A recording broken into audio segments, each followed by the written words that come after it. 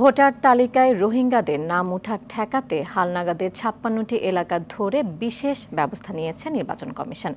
কমিশনের সভা শেষে কথা জানান ইসি আবুল ফজল মোহাম্মদ সানাউল্লাহ।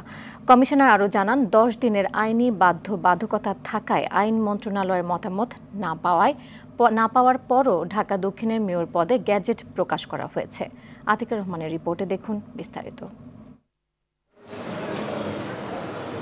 আগারগাঁও নির্বাচন ভবনের প্রধান নির্বাচন কমিশনার এম নাসির উদ্দিনের সভাপতিত্বে চতুর্থ কমিশন সভা অনুষ্ঠিত হয়েছে। সভা শেষে কথা বলেন কমিশনার আবুল ফজল মোহাম্মদ সানাউল্লাহ। তিনি বলেন, গেল কয়েক বছরে অনেক রোহিঙ্গা জাতীয় পরিচয়পত্র ও পাসপোর্ট তৈরি করেছে। এবার ভোটার তালিকায় রোহিঙ্গা চিহ্নিত হলে তাৎক্ষণিকভাবে বাদ দেওয়ার সিদ্ধান্ত নিয়েছে ইসি। রোহিঙ্গারা যাতে ভোটার তালিকায় অন্তর্ভুক্ত হতে না পারে সেই জন্য আমাদের যে বিশেষ এলাকা আছে ৫৬টা উপজেলাকে সংশ্লিষ্ট করে সেগুলো আমরা নিয়মিতভাবে আমরা হালনাগাদ করে থাকি।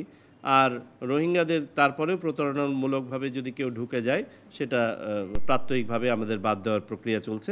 হাইকোর্টের রায়ে বৈধতা পাওয়া ঢাকা দক্ষিণের মেয়র ইশরাক হোসেনের বিষয়ে তিনি বলেন, আইনি বাধ্যবাধকতায় ইসি গেজেট প্রকাশ করেছে।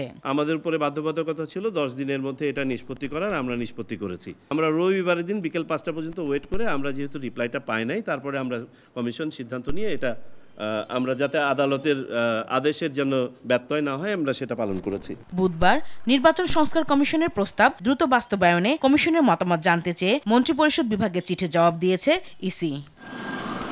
আতিকুর রহমান, RTV, ঢাকা।